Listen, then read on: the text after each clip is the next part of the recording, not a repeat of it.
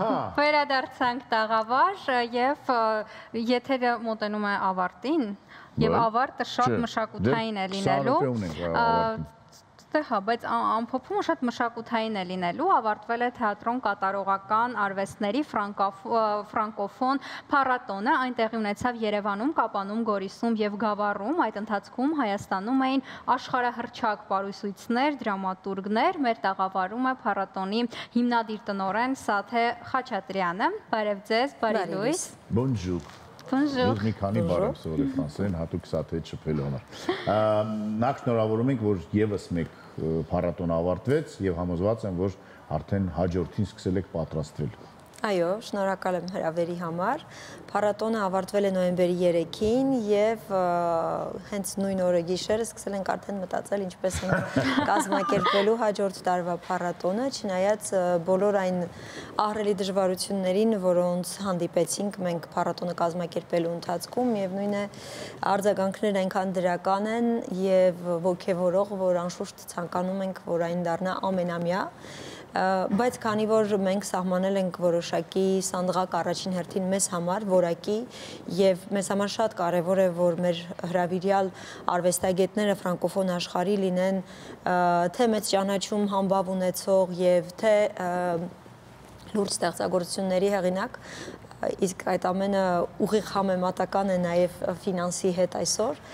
մենք կփորձենք ամեն ինչ անել, որ լինի մյուս տարի, բայց եթե չկարողանանք, կլինի 2 տարի հետո։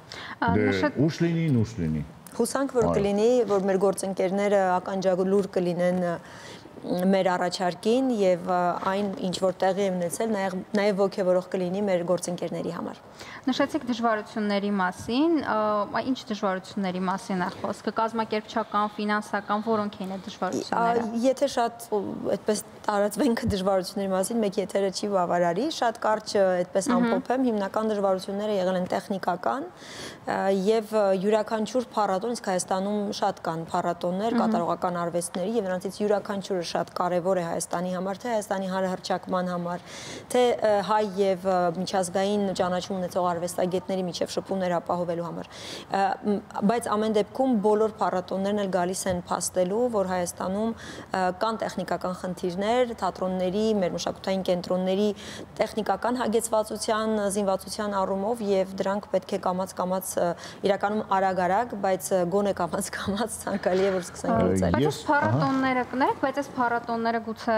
խթան հանդիսանան, որ լուծվեն այդ խնդիրները։ Ամեն անգամ ասում ենք, բայց ես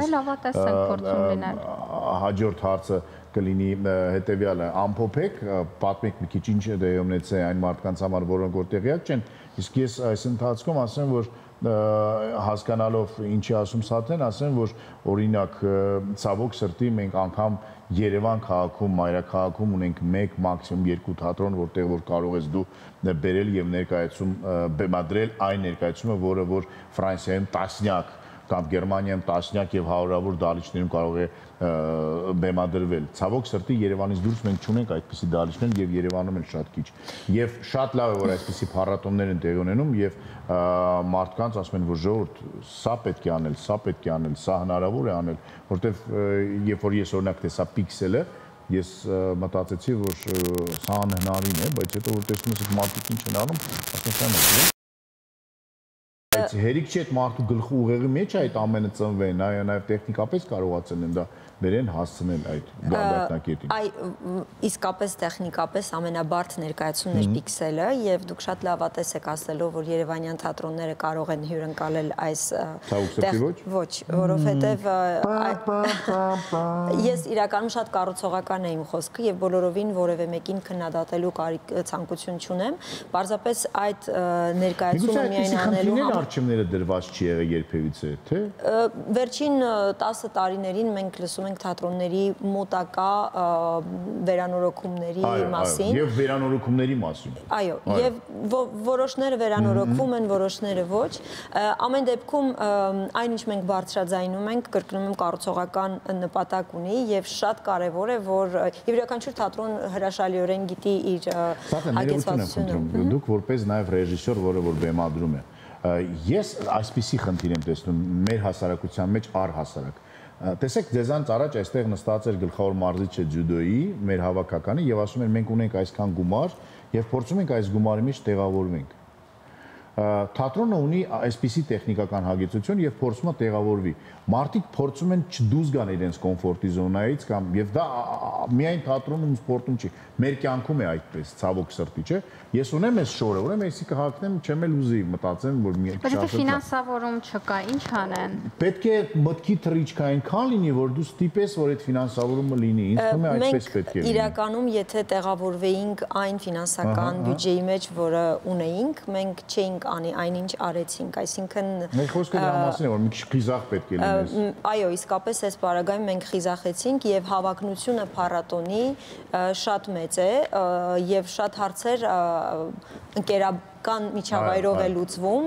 եւ հույս ունենք, որ հետագայում ընկերների օգնության այդ առումով չենք դիմի, բայց եթե չլինեին ընկերները, եթե չլինեին մեր բարեկամները, եթե այսինքն փառատոնի բարեկամները, եթե չլինեին սրտացավ մարդիկ, ովքեր հասկացան, որ շատ կարեւոր միջոցառումներ են եւ իսկապես աշխարհահռչակ արվեստագետներ, խորեոգրաֆներ են Հայաստանում եւ արդեն պատվի հարց է իսկապես սուրը պատվով պատյանը դնելը, թերևս այս փառատոնը դե հանել էինք, հետո մնում խիզախորեն եւ առանց, գիտեք, այդ արտահայտությունը շատ է մեզ վերաբերում նաեւ եւ կարծում եմ ճիշտ բան կա, ասում են, քանի որ նրանք չգիտեին, որ դա անհնար է, արեցին դա։ Այս առաջին թողարկումը փառատոնի մի փոքր այդ արտահայտության տրամաբանության մեջ է մտնում, բայց շատ կարեւոր միջոցառում էր եւ գիտեք, մեր փառատոնը նաեւ տարբերվում է նրանով միջազգային լինելով եւ կատարողական արվեստների, որ այն կենտրոնացած չէ Երևանում։ Ինչպես նշեցիք, քաղաքները, որտեղ փառատոնը, այո, եւ փառատոնը,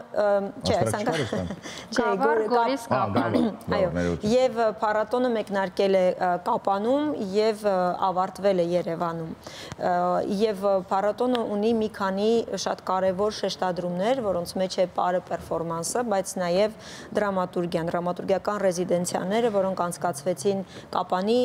պետական դրամատիկական թատրոնում եւ Գավառի դրամատիկական թատրոնում, Կապանում Նատալի Ֆիլյոնն էր հայտնի դրամատուրգ եւ երկու հայ հրաշալի դրամատուրգներ, Անուշ Ասլիբեկյան եւ Անի Առաքելյանը, շատ կարեւոր է նաեւ հայ արվեստագետներին նշելը, որովհետեւ այս փառատոնը նաեւ հնարավորություն է տալիս միջմշակութային երկխոսության եւ նոր կապերի, նոր համագործակցությունների։ Իսկ Գավառի պետական դրամատիկական թատրոնում բելգիացի դրամատուրգ Ժնևիև Դամասն էր աշխատարան վարում։ Այսինքն Հայաստանում ժամանակակից հայ դրամատուրգիայի զարգացման ուղղությամբ մեր թատերական միությունը աշխատում է դեռևս 2016 թվականից, բազմիցս ձեզ հյուր եմ եղել եւ պատմել եմ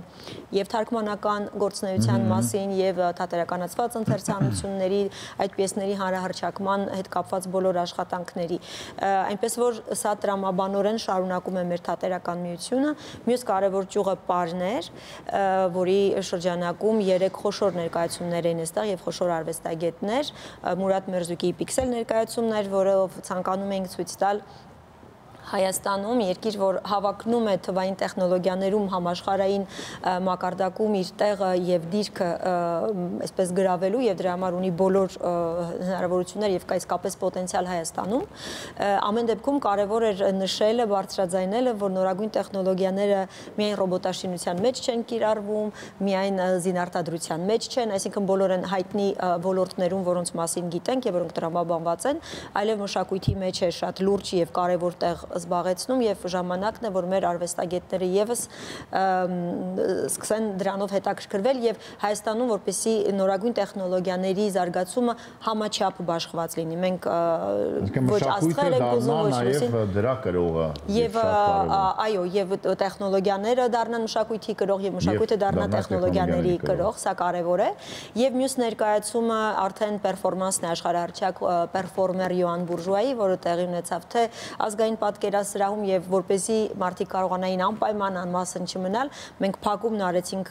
Գաֆեսճյան, այո, արվեստի կենտրոնում Կասկադ համալիրում, բացօթյա եւ նաեւ Կադերատոյի դարձյալ շատ հայտնի խորեոգրաֆ Պրելյուդ ներկայացումներ։ Մեզ համար այս փառատոնով մենք լուծում ենք մի քանի կարևոր խնդիրներ, որոնք կարևոր են մեզ համար։ Ես կարող եմ խոսել բացառապես իմ փորձառությունից եւ մեր նպատակներից։ Մշակութային հասանելիությունը, մշակութային հասանելիության տրամաբանության մեջ է մտնում եւ մարզեր գնալը, եւ բացօթյա բացօթյա ներկայացումներ անելը եւ պիքսել ներկայացման տոմսերը դնել շատ հասանելի գնից սկսած մինչեւ 3-ից 20,000 դրամ էին տոմսերը, այսինքն մեզ համար սկզբունքային է, որ այն մարդը, ով չունի 20,000 դրամ,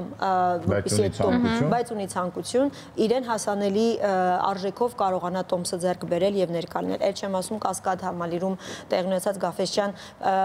քանդակների պուրակում տեղ ունեցած բացօթյա ներկայացման մասին, որին ներկային գրեթե 2000 հանդիսատես եւ բնականաբար անվճար էր մուտքը եւ ես իսկապես մեր բոլոր գործընկերներին եմ շատ շնորհակալ այս եւ իրենց աջակցությունների եւ մեր կողքին լինելու համար, օրինակ Գաֆեսյան արվեստի կենտրոնը իրենց հետ համագործակցությունը հրաշալի էր եւ անցնցում, անխոչնդոտ, որովհետեւ այն ամեն դեպքում մասնավոր տարածք է։ Իհարկե մեր գլխավոր հովանավորը Երևանի քաղաքապետարանն է եւ արտաքին գործերի նախարարությունը, ֆրանսիական ինստիտուտներ, բայց մի կարևոր բաղադրիչ էլ ունի մեր փառատոնը, սոցիալական բաղադրիչն է, որի աջակցությունն արդեն ավելի մասնավոր ընկերության միջոցով էր,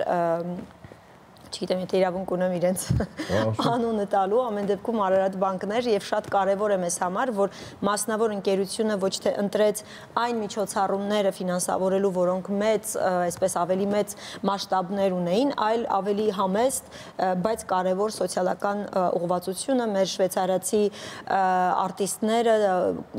ծաղրացումները, այո, Յուլիան արյունաբանական կենտրոնում բալիկների համար հիվանդասենյակներում գտնվող բալիկների համար արեցին իրենց այսպես ներկայացումը, նաև Գորիսի վերականգնողական կենտրոնում միջոցառումներ եղան։ Պարգևեցին այն մարդկանց, որոնք ամենաշատն էին դրանում։ Անշուշտ, սոցիալական պատասխանատվությունը փառատոնի համար կարևոր է եւ դա կարևոր ուղերձ է նաև մեր բոլոր գործընկերներին։ Այդ մշակույթը առհասարակ սոցիալական պարտավորություն, պատասխանատվություն թատրոնը շատ ավելին է, քան մենք մեզ պատկերացնում ենք, այդ դուք որ բերում եք մի քանի օրով այստեղ ապրում է այդ շունչը, հետո որ դուք գնում եք այդ շունչը նորից մահանում է, ինչի այդպես։ Ոչ կներեք, հավելեմ նաև, ինձ շատ տխրեցնում է կրթական մակարդակը մարդկանց, որովհետև սոցցանցերում շատ հաճախ բացօթյա ներկայացումներին այնպիսի արձագանքներ են լինում, որ իսկապես այս մարդիկ ապրում են 21-րդ դարում, այս ինչ է կատարվում։ Իսկապես այդ մարդիկ բարբարոս են եւ ապրում են 18-րդ դարում իրենք։ Սա իմ համար կոնկրետ Կասկադի ներկայացման հետ կապված ինչ որ մեկնաբանություններ էին գրում, որ ասում մենք որ դարում ենք ապրում, այսինքն ամեն դեպքում պետք է կրթական մակարդակը եւս բարձրացվի, իսկ փառատոնը ուներ նաեւ կրթական բաղադրիչ։ Անպայման շատ են բաղադրիչները, բայց ես շատ հետաքրքրությունս այսպես արթնացրի, ուզում եի հասկանալ ինչ տեսակի տարօրինակ մեկնաբանություններ են եղել։ Սոցցանցում երբ որ ֆոտոները դրել են, ես անգամ իմ մոտ անդրադարձել էի այդ թեմային, ոչ միայն կոնկրետ այդ մի ներկայացման հետ կապված, առհասարակ, երբ որ մարդկանց աչքին ինչ որ օտար մի բան է լինում, միանգամից Facebook-յան հարթակում մարդիկ այնպես են արձագանքում, կարծես երբեք չեն բայց չեն տեսել։ Բայց կոնկրետ այն արվեստ, չէ, գիտեք, օրինակ Յոան Բուրժուայի պերֆորմանսը իսկապես նախաշխարհի տարբեր երկրներում է եղել եւ այո, պետք է ընդունել, որ բացառիկ էր իր ներկայությունը Հայաստանում եւ կարծում եմ բնական է, որ մարդիկ ուրախ են, որ այս այսպես ուրախ են կամ չեն հասկանում։ Իմ ասածը դրա է, որ բայց կարծում եմ հասկանում են, շատ ավելի լինի այսպիսի բաներ մեր երկրում։ Եվ շնորհակալություն, որ դուք դա անում եք։ Եվ պետք է այն մարդիկ, որոնք որ մնում են երկրի ներսում, այսինքն թատրոնները, ղեկավարները, դերասանները, երաժիշտները, չգիտեմ, այդ բոլորը դրանով ապրեն, ոգեշնչվեն։ Ես այն օրը հանդիպել եմ մեր բրեյք դանսերներին, բավականին հայտնի, ասում եմ երեխեք